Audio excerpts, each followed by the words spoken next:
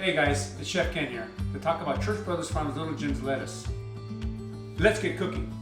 Little Jim's is a terrific product to add to your leafy green category. It's fun, unique, and sweet, and with a perfect crunch and frill, Church Brothers offers it in a 4-count clamshell. I'm going to show you 3 dishes that you can make at home. First up is our Mediterranean platter.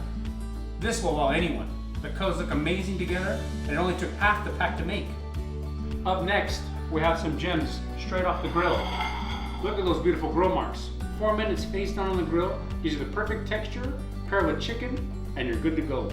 Last but not least, a stunning entree salad. This salad really brings out the sweet flavor of the gems. It's topped with Greek yogurt dressing, dried cranberries, red onions. So simple, but so flavorful. This product is one of the most unique leafy greens I've ever worked with, and its flavor and texture are unmatched. You can find Church Brothers Little Jim lettuce at your local grocery store. Have fun cooking! See you next time on Cooking with Chef Ken.